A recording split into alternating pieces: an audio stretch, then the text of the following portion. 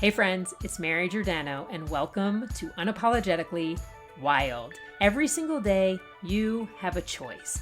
You can stay where you are, or you can step into the possibility of something even greater.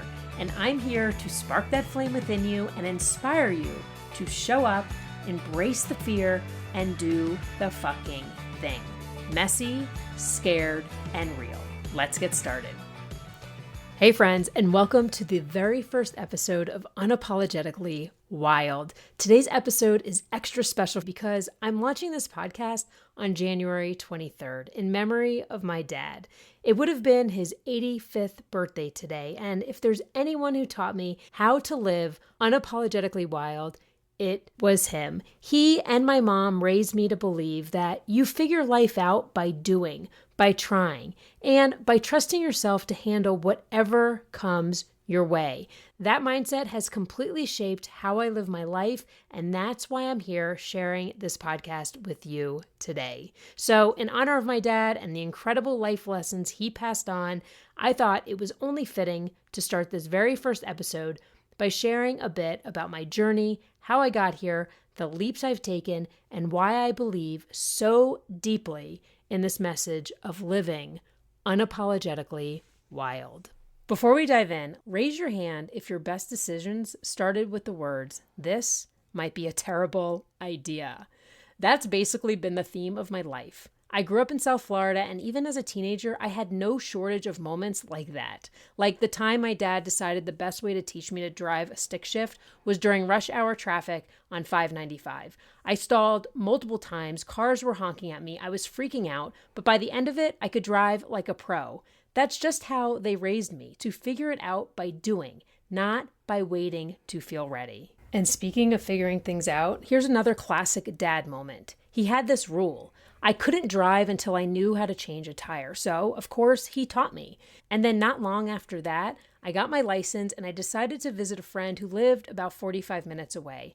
I remember this like it was yesterday. Her name was Priscilla. On my way to her house, I got a flat tire on I-95. So what did I do? Well, my dad taught me how to change a tire. I pulled over, I got out, and I changed my tire right there on the side of the highway. I was 16 years old. I was so proud of myself. I called my dad from the brick of a cell phone that I owned at the time, and I said, "Dad, you're not going to believe this. I just got a flat tire on I-95. And he said, "Mary, don't move. I'll be there shortly." And I said, "Don't worry, Dad. I changed it."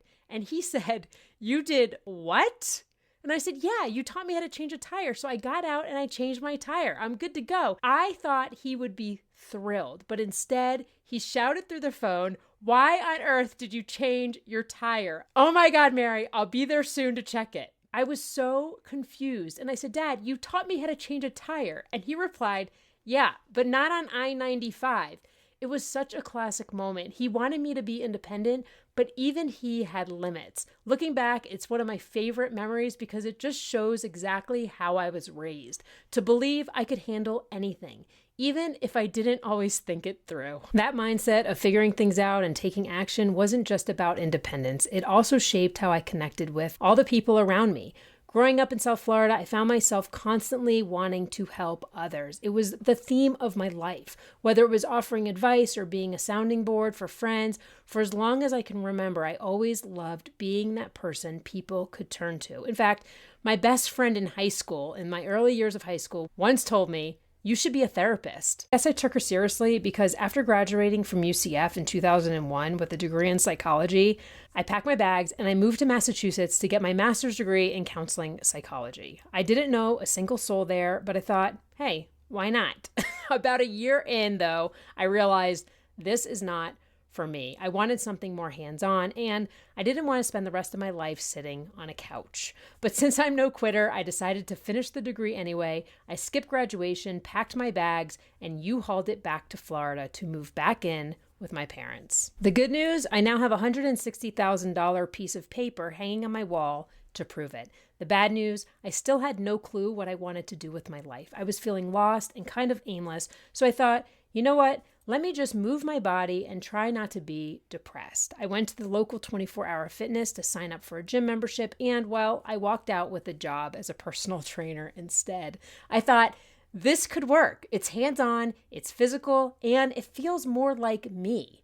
Spoiler alert, it wasn't. Several months in, I got tired of my clients showing up for their workouts and casually telling me, oh, I ate a gallon of ice cream last night. I think, what am I even doing here? So I left, looking for bigger things, back to square one.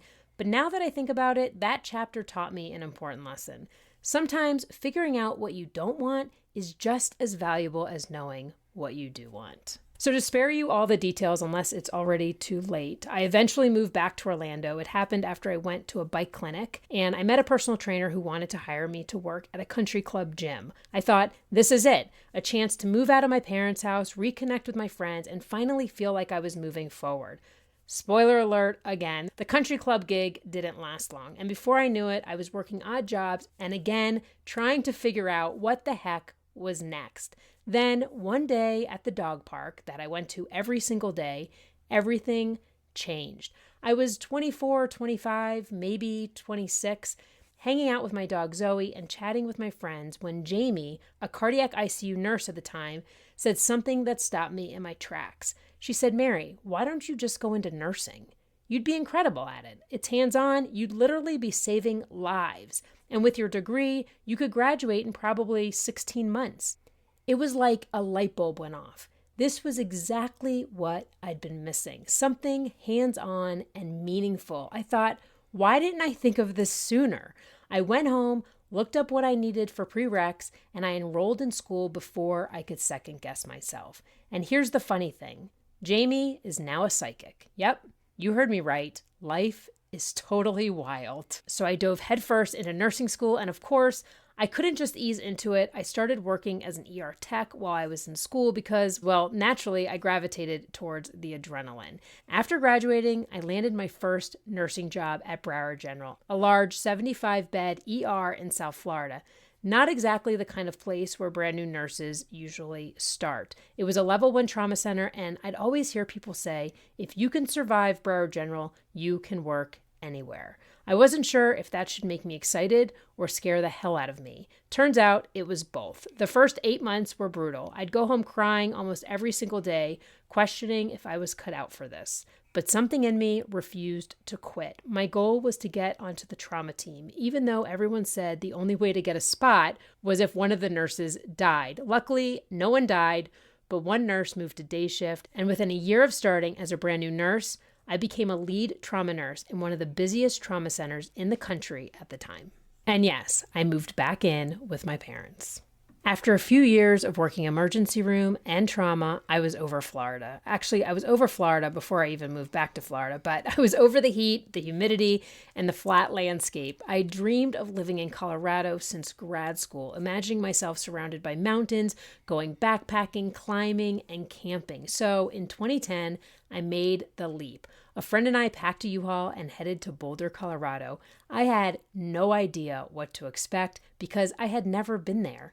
But I knew I was ready for change. I continued my nursing career in Colorado, working in various hospitals. I worked ER, ICU, and the final years of my nursing career I spent working in an urgent care, all while having the mountains as my playground. I'd spend my days off hiking trails, camping, backpacking, and really embracing this new outdoor lifestyle. It felt like I was finally living the life I was meant to be living. But after several years working in the urgent care, something shifted. As much as I loved helping others and the work itself, the healthcare system started to wear me down. I was tired of punching a clock, answering to non-clinical higher-ups, and watching patients leave with these prescriptions that just didn't address the root of their problem. I felt like I was stuck in a system that was so focused on treating the symptoms than actually helping people get better. So in December of 2020, in the middle of the pandemic, I hit a breaking point. It was at this point that I knew I couldn't keep going. I felt like I was living on autopilot, just going through the motions, and that's when I made the scariest decision of my life. After almost 13 years, I quit nursing. I financed an RV, named her Rosie. I had never stepped foot in an RV in my life.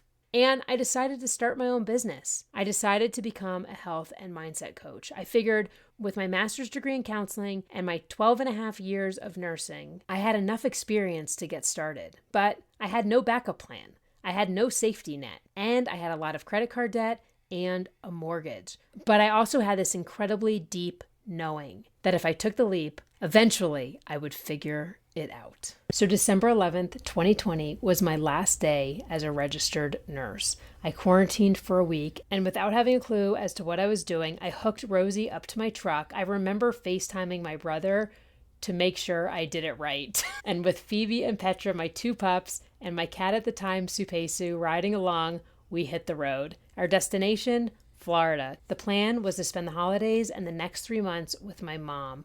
Rosie's maiden voyage was no small feat, a 2,000-mile road trip.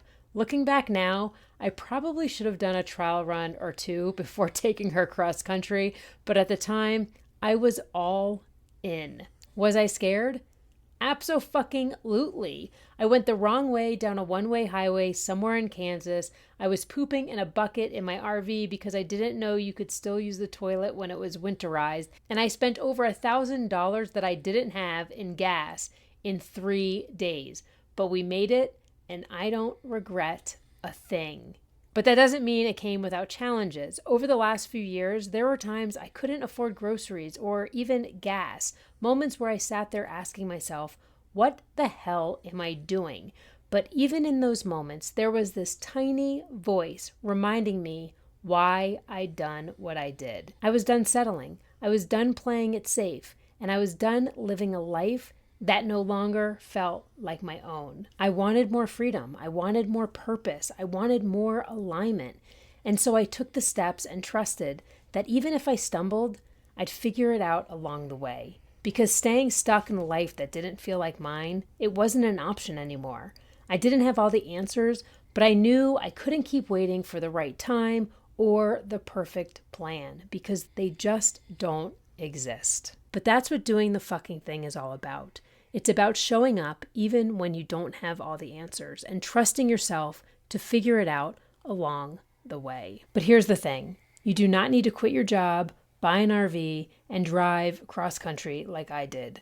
Living unapologetically wild doesn't have to look like some grand, dramatic leap. It can start with small steps, like just setting a boundary, saying yes to something that scares you, or even just allowing yourself to dream again. Fast forward to now, and my life looks nothing like it did just a few years ago. I've built a 6-figure business, embraced the freedom of living life on my own terms. I've traveled all over the country with Rosie and my pups. I've started hosting women's group travel trips and created a lifestyle that's rooted in adventure, growth, and purpose.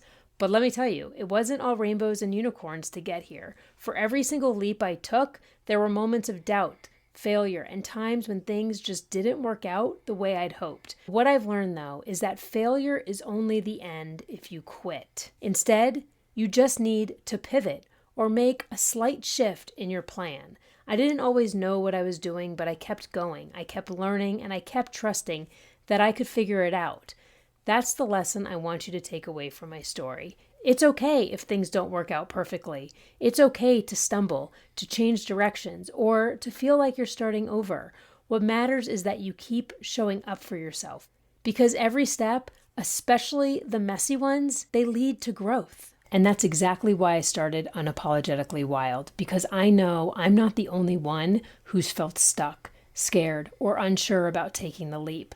Too many of us are living lives that don't feel like ours. We're held back by fear, doubt, or the idea that we're just not ready.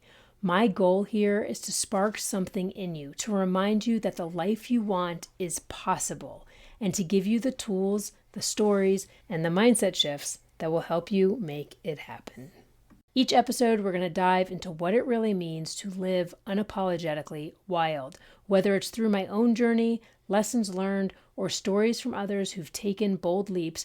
My hope is that you'll walk away feeling inspired and ready to take action in your own life. If there's one thing I want you to take away from this episode, it's this. The life you want is waiting for you on the other side of fear. You do not need to have it all figured out. You just need to take that very first step. Trust me, you are way more capable than you will ever realize. And I'll be here every single step of the way, cheering you on. Thanks for tuning in today. If this episode hit home, subscribe and share it with a friend, because together we can bring more women into this wild, unapologetic space. Remember, waiting until you feel ready is the fastest way to nowhere. So show up, embrace the fear, and do the fucking thing. And don't forget to subscribe to my Unapologetically Wild Chronicles. The links in the show notes. Until next time, stay wild.